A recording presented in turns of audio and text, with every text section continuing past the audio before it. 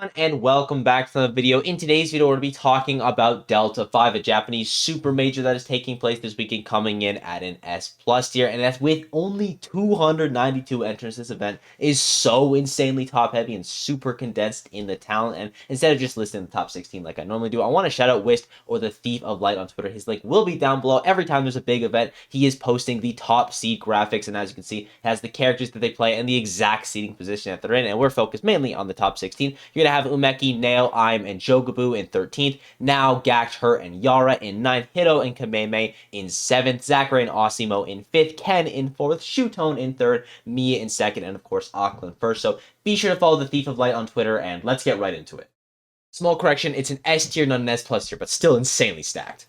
Our first topic qualifier is going to be between pretty much Aquila and everyone else in this chunk of the bracket. And he's got some interesting opponents, but he's definitely the favorite in all these matchups. His first one is likely going to be up against SSSR. Now, for this one, he has lost to Zomba in the past. And if you look at Zomba's recent Raw matchup chart, he does think that Rob beats Steve. If I had to guess, I would say that matchup is probably even, but Aquila is still definitely favored. There's no offense to SSSR, but Zomba is a top 10 player in the world, and he is not, so you would definitely favor Aquila. Not when they're going to have Aquila versus Meki. Same situation, kind of. Mudes has beaten Aquila in the past, and I do think that Peach does very well in that matchup, but Umeki has only lost Aquila when they played. Now, to be fair, they've only played twice, and it was at the same tournament in Japan 24, so maybe it just was an off day for Umeki, and he comes back and absolutely farms here. I think that's a possibility. And honestly, if Aquila is going to get upset before the top 8, I think it's going to be right here, but it's probably not going to happen. And then we have Aquila versus either Hito, Noi, Yara, and Kananabe. Now, I'd say, honestly, the person with the best shot of taking him out would be Noi. I think Pokemon Trainer does pretty well versus Steve, especially Ivysaur. I think that character has some very solid tools in that match. I think Yara has a shot as well. Hito, he's played a lot versus Aquila before, and usually it doesn't go into his favor. Even though Bowser has a couple tools to deal with, Steve, especially the blocks, his forward air, absolutely destroys them. Overall, it's definitely still a struggle matchup, and same thing for Kananabe. Fox, yes, there is some tools, and Light has shown and mastery in the matchup in the past, but it's definitely still in Steve's favor because he can just jab you across the stage and then kill you with whatever move that he wants. So Aquila likely not going to get upset, but if he is, I would guess it's by Umeki. Our next top seed is going to be Ken. This one is a little bit more interesting, though, because Ken is not my pick to go through on the winner's side top 8 on one condition. And that condition is this man right here, Yamanaction. Now, there's a lot of variables here, so let's just get right into it. The first one is going to be Now. Before this, he has to play against Futari, and I think Ice Climbers Mario is a pretty bad matchup for Mario, but the only time that they played, it did go into Now's favor, so it's really tough to tell how that's actually going to pan out. I would think that if Yamanaction does manage to play against Futari, though, he would be heavily favored because Steve Ice Climbers is a really, really bad matchup, whereas if he gets Now, it is less likely. The only time they played, he did lose it. Now, it was 11 months ago, and I think Yamanaction has increasingly got better and better, so I don't think it's impossible for him to win that, but the preferred opponent there would definitely be Futari, and then we're going to get either Osimo or Tora, and I would definitely favor Osimo to win that set. I just haven't seen a ton from Tora as of late, though he has had some incredible highs this year, and I don't doubt that he can replicate them, but Osimo is definitely the favorite. So let's say that we do get Osimo versus Yamanaction. They have a 1-1 record overall, and he did win the last encounter, and it was also at Delta, so it's kind of fitting. And I'm going to say that Yamanaction has a chance to get that. And by the way, I think Ken is probably going to beat Tama. I think if Ken is going to get upset before Yamanaction, it would probably be there because against both Jogabu and Alice, he does have 2-0 records, even though the last time he played Alice was 2 years ago, but also it was a 6-0. And I just think Sonic does well enough in that matchup where it's not too big of a deal. So let's say that Ken and Yamanaction actually do make it to these winners quarterfinals. Well, they played at a local, and listen, I know is a local event, but he got 4-0'd because the grand finals was still best of 3. Yamanaction 10-stocked him in 4 games. That means he 3-stocked him twice and 2-stocked him twice. It was domination in Sonic Steve, one of maybe Steve's worst matchups. So if Yamanaction does manage to make it to Ken, I would heavy favorite him to make that upset. But if he doesn't, I would pick Ken to go through on top 8.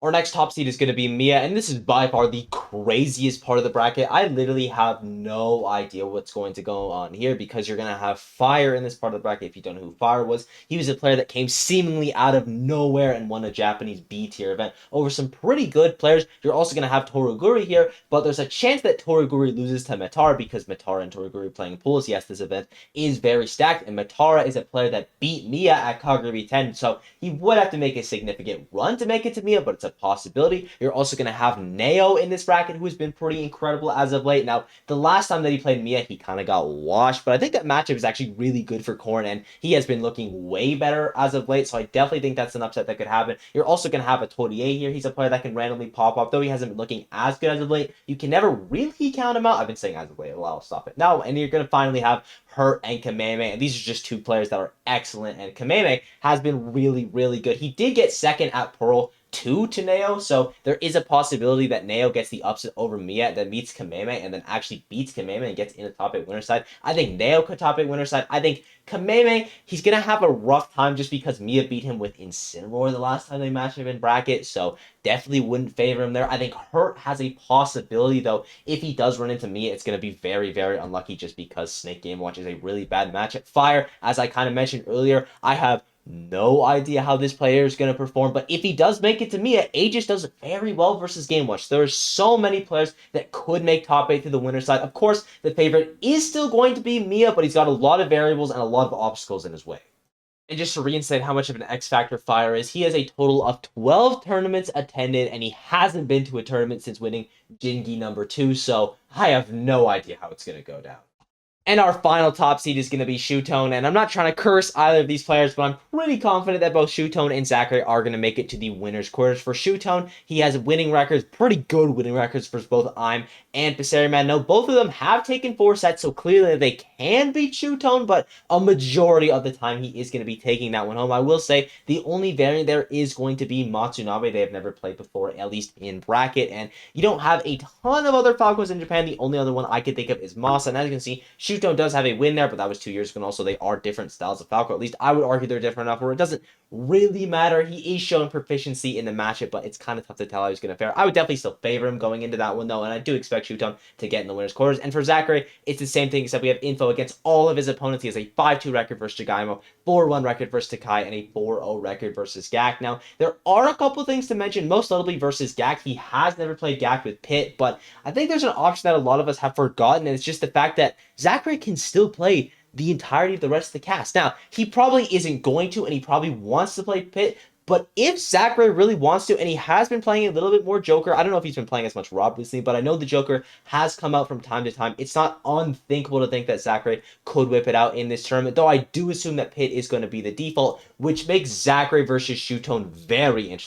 So interesting that my mic couldn't handle it, but what I was saying is that Zackray has never beaten ShuTone with Pit. Now, to be fair, they have played 2 sets in that time. I don't even know if he played Pit in this one, and there is still the option of he can just play a different character, and if he does play a different character, he would probably be favored. As you can see, he has a multitude of wins on ShuTone with a bunch of different characters, but he's likely going to try with Pit, and I just don't really have a lot of information. I don't think Pit is an insane pick versus either Olimar or Aegis. I don't think they're necessarily unwinnable matchups, but I just don't have a reference point. Zackray is literally the only Pit doing stuff like this at the top level when he actually goes to events. We haven't seen him at the top level in a very long time. He could be playing Bowser Jr., honestly, and it wouldn't surprise me. So Zackray ShuTone, it is a set with a lot of history, but it's one that I have no idea how it's going to go. Editing proof block here. I realized that I never said who I thought is actually going to win. I'm going to say Zackray for content. And as per usual, we're not going to be taking a look at the losers bracket just because they are so fickle, and especially in an event like this where it's so insanely condensed, the amount of upsets that are going to happen in pools are going to be off the chart. So what I've done instead is I've taken my top 20 players that I think are going to make the top 8, and I've given them for their percentages. You're going to have the confident tier. These are just the people that I picked to go through on the winner side, being Aquila, Yamanaction, Mia, and Zackray. I don't even know if I said I picked Mia, but even though there's a lot of chaos in this group, I definitely think that he is just the safest option. You're also going to have the somewhat confident here with ShuTone, Neo, Ken, Kameme. These are my guys that I think are going to make it through the loser side just because they have been having some really nice performances. You're going to have the maybe tier with Hurt, Gak, Yara, Kananabe, and Asimo. Now, I want to point out Asimo especially because it feels weird for him to be in this tier, but he's been a little bit inconsistent. I do think that Asimo has one of the highest skill ceilings in Japan. He's just been having trouble hitting it recently, and I really want him to succeed because he might be my favorite Japanese player. Watching him play, he does some of the coolest stuff, and he does it with Ryu, which is not a character that I particularly like. So Asimo, hope he pop off at this event, but it's more likely that these players are going to just because they've been having better results as of late. Hurt, Gak, Yara, Kananabe as well. They've all had some up and down results. Hurt's actually been looking really good, but most of his performances are at the region level. I just need him to translate that skill that he has to the major event. I want to see if he can do it here. Hopefully he can. You're going to have the perchance here with Jogabu, Noi, Alice, I'm, Umeki, and Fire. These are all players that can pop off, but don't always pop off. And then Fire, as I already mentioned, huge X Factor. Really no idea how he's going to do. And my final shout is going to be to Huto and his heroic hurrah. Huto is a very, very good player. He plays Wario, he plays Falcon, and he plays Carol. He does not get nearly enough credit, and the reason I didn't talk about him initially is because even if he does make this upset over SSR, or SSSR, excuse me, that's who he's supposed to play before, he goes into Aquila, which is kind of a bad draw, and then he gets sent into the losers again, so there's not really a lot to talk about there, but I think Huto can make a losers run, especially with having a wide character roster. You just have so many options where you can counterpick people, and it's less likely that you're going to get locked into a bad matchup, so I believe in Huto to make a crazy run, maybe even through the winner's side. Editing proof block here, I just straight up forgot Hito somehow. I think he has a chance of making it. If I had to put him somewhere, I would put him in this 50% tier, so sorry, Hito.